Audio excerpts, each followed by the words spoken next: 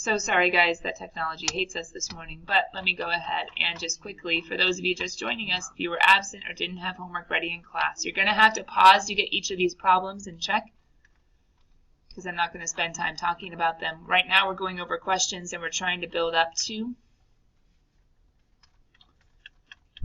We went over 56 already, very briefly though, because we did go over lots of hints for that one yesterday in class. There we go. And now we're going to go find number 67, which is an odd that people still got stuck on. But as I get rid of these evens real fast, what we just went over was how to set up A as far as finding the initial, because they didn't tell us t equals 0. And so we had to plug in our two clues with our x's and our y's, modeling very closely exactly what we did in our notes yesterday to prepare you for this very problem. In that, we did, first of all, a problem where we were, if I can find it, here we go, plugging in 2 points, 2 separate points, but one was super nice because it had a 0. It was the initial, and Kathleen, here's a good visual. Whenever that t is 0, I just get c equals in this special type of growth. But we were able to find the c fast and plug in and find the k, and I warned you guys looking at number 56 yesterday that sometimes these word problems, even though this one was initial, which is nice, we're going to be able to plug it straight into c. Other problems aren't so nice, and you might plug in and still have numbers where you have to do substitution technique in order to solve for k and then solve for c, c being your initial. So in number 56, c was the initial. I even did it just like the homework. In number 56, when we plug in our 2 different points, let's see if I can get it there, our clues. Once again, I did a quick substitution as far as finding c in my head and then plugging it in and solving for k, kind of in my head, kind of with some work off to the side. Once we have that k, all we have to do is plug in and then solve for c, which is the initial. Once we have the c, the initial, and the k, we have our equation. We can plug in t is 8 and we can set equal to 25,000. Once again, that answer is in the evens that I just went through if you guys need to rewind and check that. But now going to number 67, which is a different problem. I'm so glad I learned that zoomy thing. That's going to make my life a little easier. Oh, nope, but it won't move. Okay, let's see. Nope. No, it's, well, it only partially works because now it's deciding to not work. But I can still turn my physical page and I can look at it even though I can't show you guys. But the nice thing is you guys write down the problem given information. You don't even need me to pull it up on the screen, do you? So, because of that, let's just close out that poor little webcam. That's a piece of death right now. And let's go ahead and see what's going on in 67. We have y equals f of t being a solution, a differential equation. That's that exponential growth y prime. Values for selected values of t are given in the table, which is an expression for f. So, they're saying this is a solution. It's a solution that came from, in my mind, I'm like, that's exponential growth. And exponential growth, I know something special about what y looks like.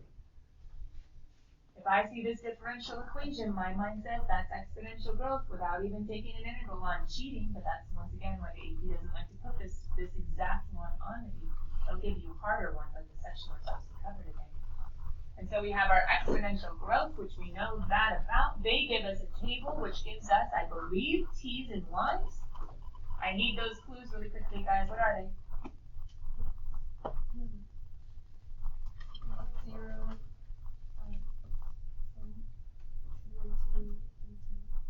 Perfect. And so this is actually basically exactly like that graph one. Huh. Oh.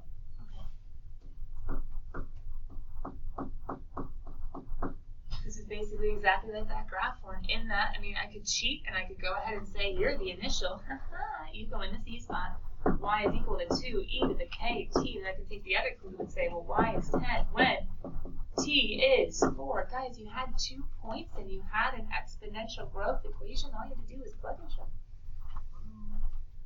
If you needed to, you could have gone ahead and plugged in y is 2 when, sorry, that'd be c, when k was 0. Anything to the 0 power is 1. C is equal to 2. I plug that in. I solve, so I get 5 is equal to e to the 4k. Ln of 5 is equal to 4k divided by 4. I get k. Once I have k, all I have to do is plug and chug to find C. Oh, wait a minute, I already know C. C is 2. And then all I need to do is figure out what on earth are they asking. I think they're just asking for the equation. The equation says, hey, can you please plug in your C? And I'm like, okay, C is 2. Can you please plug in your K? Okay, I just found him. And then make a match. And so making a match, I see letter D being the only valid option. Yeah? Cool. All right, with that, let's go ahead and get back to section 5.3. And section 5.3 says, that's great and all for the sciences, for chemistry, for bacteria growth, for radioactive decay. Exponential growth and decay is awesome. We could have even done polonium, but we skipped that example yesterday. We did E. coli. That's great for science. But what class are we in? In calculus. Aren't you supposed to be using calculus in order to analyze growth and decay rate? Yes. So they're not going to give you exponential, or they're probably not going to give you exponential. They're going to give you different differential equations, more complicated differential equations, and basically ask you to do the same type of stuff, but where you can't just memorize the pretend forever card that we're not memorizing. You can't just memorize that. You need to actually do the integration. Find the plus C, kind of Kathleen, how you said. If they ever ask for initial by plugging in 0, etc. And then go ahead and use trickier, more complicated, can't just memorize what the solution is in different word problems. And so kind of just getting ready for the AP, let's just make it general and say, okay, we're out of this special exponential growth category and into other types of growth. So, other types of growth. You guys saw a little bit of this yesterday in the very beginning of homework, and then it got very specific to exponential growth and decay. In the very beginning of homework, you needed to see differential equations that you solved, and so we're kind of starting there.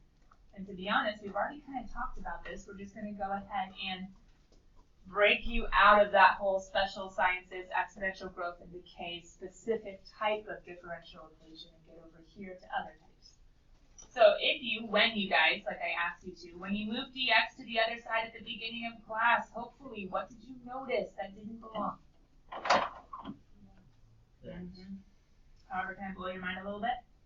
You could have just moved the y. Because couldn't you over here have pulled out the 5 halves?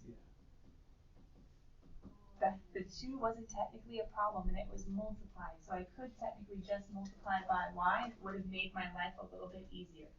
However, I know some of you did not do that. So hold on. If you multiply the 2y to the other side, would that really make a problem? Not this time. I don't think it would make a huge deal this time. Because shouldn't you guys be able to anti-derive that? Not much harder than you anti-derive that? That's going to be 2y squared over 2, which is just y squared. And then 5x squared over 2. That's a square, not a prime. Boop. What would I have done over here? I would have had my 1/2 y squared equals 5 halves x squared over 2 plus c. And getting y by itself, wouldn't I have multiplied everything by 2? Yeah. Remember when you multiply c by 2, it's still c. C1 becomes a new arbitrary constant c. Over here, I would end up with y is equal to plus or minus the square root of 5x squared over 2. Where does that c have to be? With this expression, the x expression under the square root, right? Can't be just separated off to the side. What would have ended up happening over here? Multiply both sides by a 2. That goes away, and then you can plus or minus square root. So either way, you end up at the exact same location, right? Whether you move the 2y or whether you just move the y. I'm just warning you, sometimes if you do choose to move this whole thing, it might lead you to a u sub that you might mess up, as opposed to just moving the y if possible. But guys, I'm trying to put into words what we're basically doing every time. What we're doing whenever we see a differential equation, our approach, is we're considering or thinking that y prime is equal to dy dx, or dy dt, or dy whatever it is that we're, whatever independent variable, however y is changing with respect to x or with respect to t. So we're thinking about the prime as being a differential expression, and so then we can go ahead and multiply by that dt, or multiply by that dx. You must multiply. the dt, the dx, whoever he is. You must multiply. And when you multiply, you have to realize we need to make sure with like a dx, we have to only have x terms. Constants and coefficients are fine, but only x terms, no y's. And with a dy, only y terms. We need a dx to only have an integrand in terms of x, and we need a dy to only have an integrand in terms of y in order to be able to go forward. And if it's not that way, we need to make it that way, which is exactly what we just did. We moved that y because he couldn't belong or stay with the dx. We moved that y because he couldn't stay. It'd be illegal to integrate if he did stay. I forgot I was going to open the door to try to air out the whole post.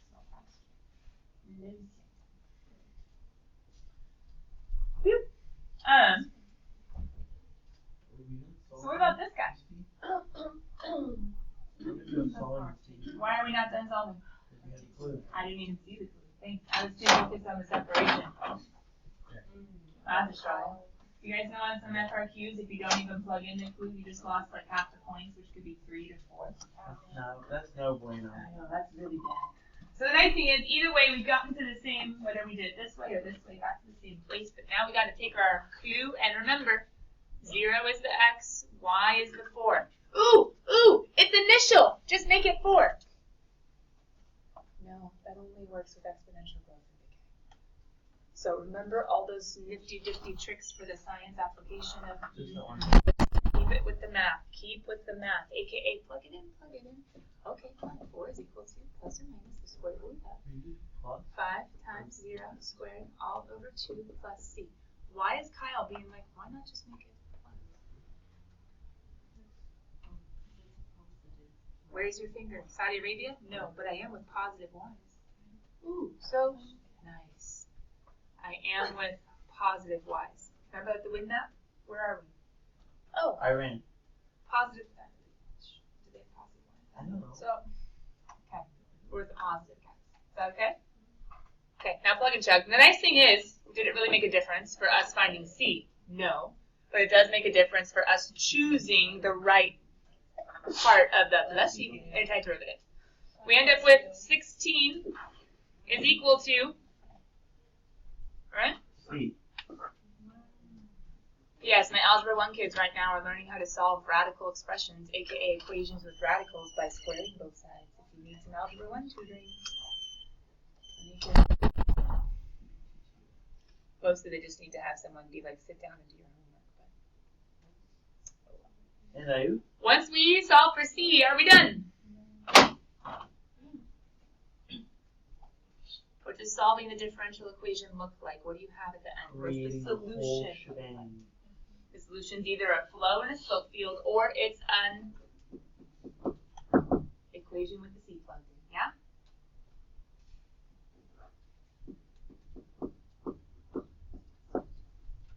Should you go any farther and make that something like a +4?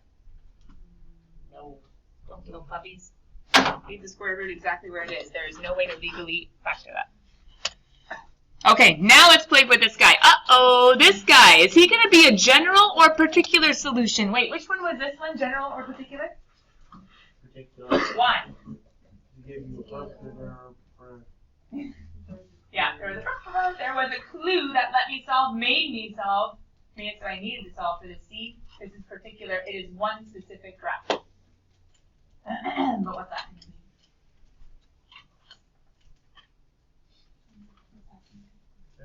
Because there's no clue, right?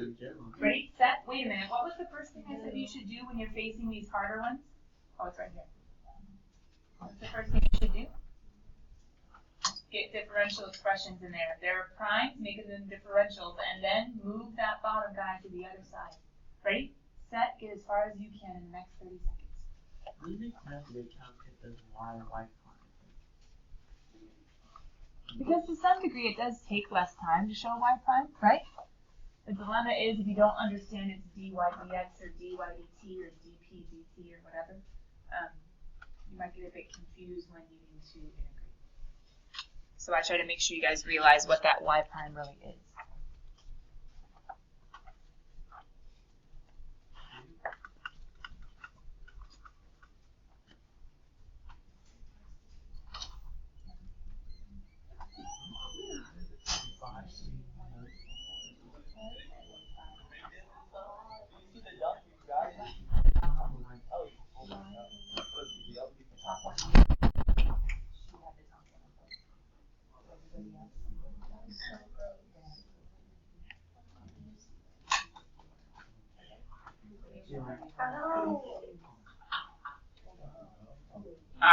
by dx.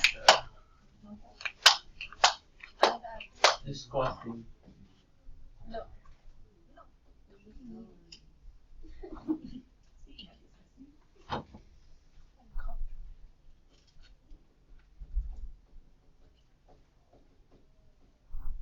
guys multiply both sides by dx. But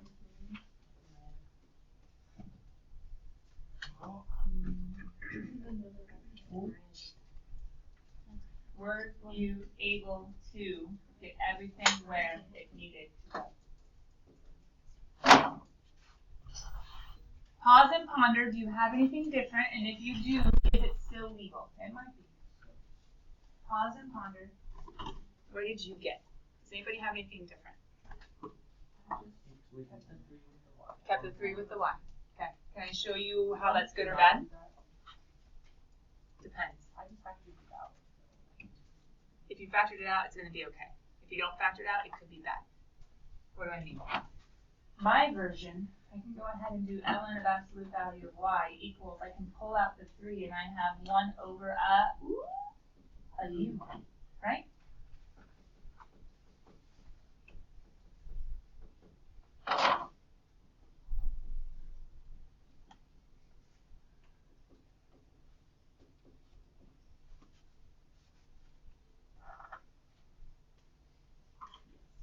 Now, some of you did not do this u sub step and you were just fine.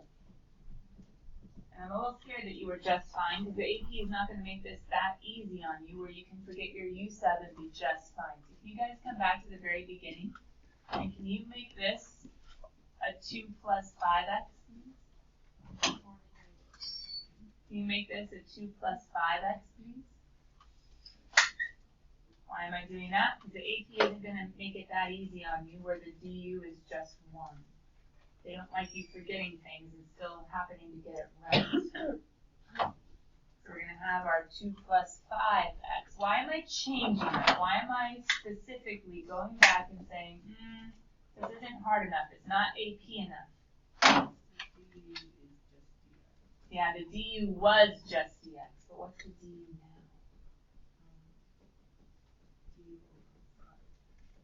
Dx is du over 5, which means, what else do I need in order to legally substitute? Not just a 3, but I also need a 3 over 5 over 1/5. So it wasn't AP enough a second ago. It wasn't AP enough a second ago. Now it's AP enough. Get that turned off. So now I have ln of what? 2 plus 5x? Let's see. ln of 1. Okay. I'm going to pause for a second. What if you guys had done that 3y thing? What if you had pulled over that 3y and you had that 2 plus 5x and then tried to integrate?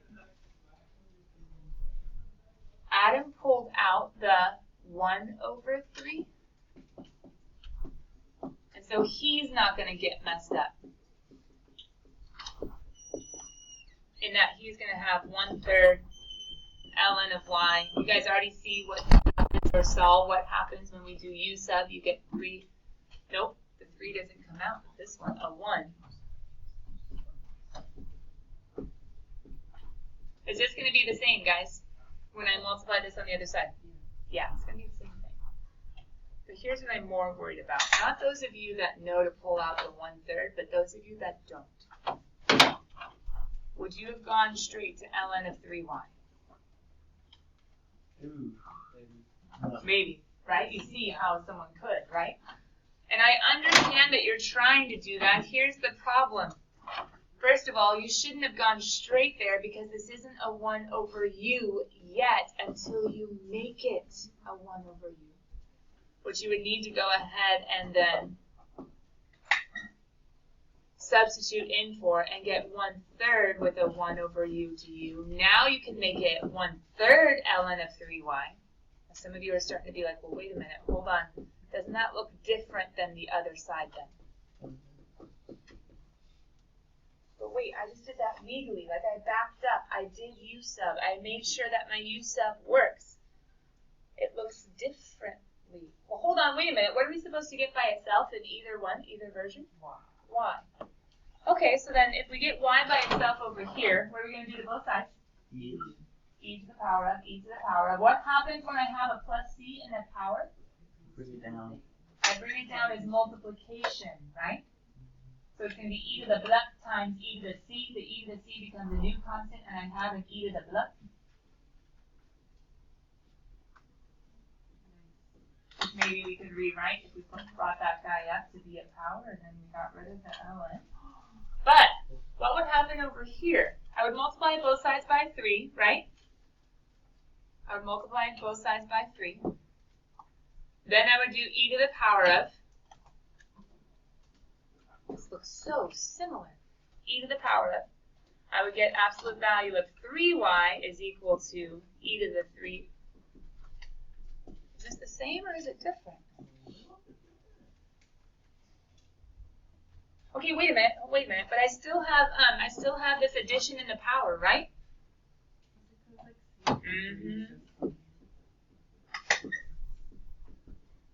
is it though? Is it gross or is it freeing? Saying, okay, as long as I do it legally, I'll be fine. Why is Adam saying, is it just because of this C? Pause. How am I allowed to get rid of the absolute value in both of these? Absolute value equations in algebra says I'm equal to either the positive C, bleh, or the negative C, bleh. But isn't positive, negative C in there somewhere as long as we realize it can change if your finger is somewhere different? Sweet. So I can just say y equals C. Now we can be super snazzy. We can move this guy up as a power. Now the e and the ln legally go away. And I have c to the 2 plus 5x to the 3/5 power. Oh my goodness. What? You don't even have to have an e in order to have a c times. But what happens over here? I can do the exact same thing with the absolute value and say, ooh, allowed to be plus or minus. And we would think it changes, but hold on, does it actually change?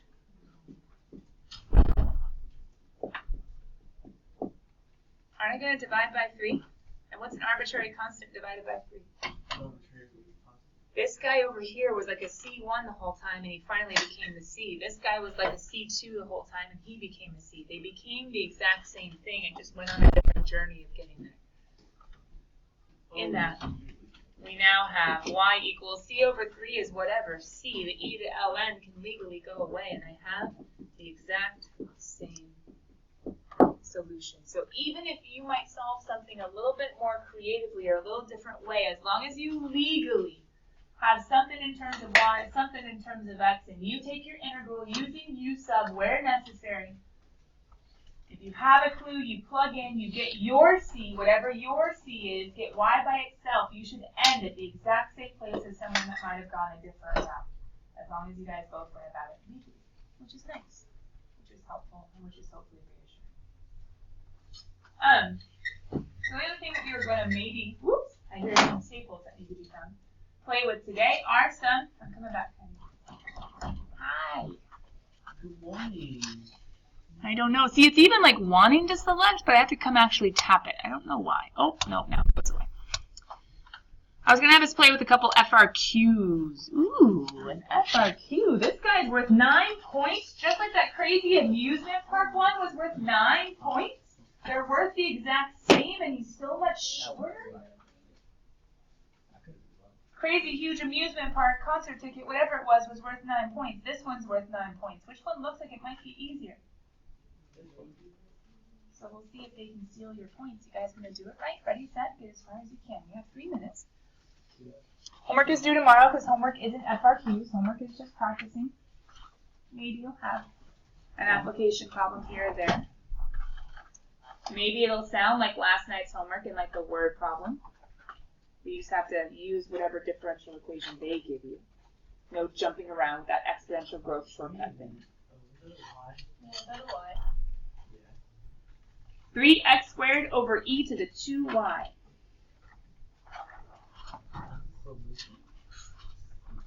Today's goal was not doing lots of word problems. Today's goal was facing harder differential equations and seeing if you know what to do.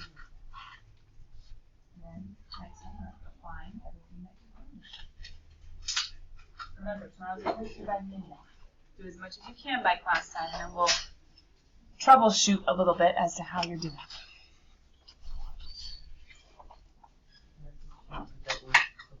Yes, it doesn't happen very often, but this one's probably worth 7 of your 9 points, and this one's worth 2.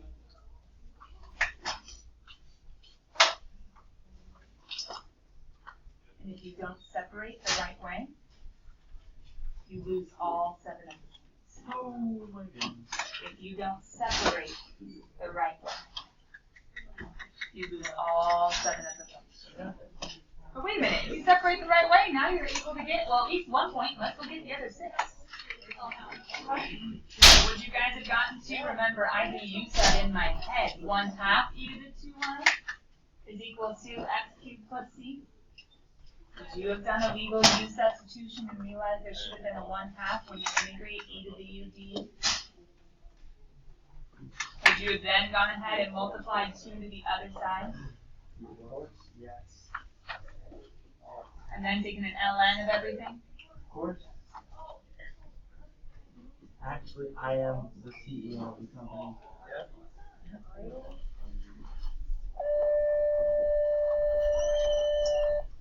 Would you have not stopped there but gone and been able to get the other 2 to 3 points by realizing you had a clue, having your plus c, and realizing it's time to plug and chug? That would give me 7 points out of 54 possible in an FFQ section if I did it right. Practice tonight in homework. Practice tonight in homework. What do? Well, you know what to do when you face harder differential equations. Bye, guys. A child can miss.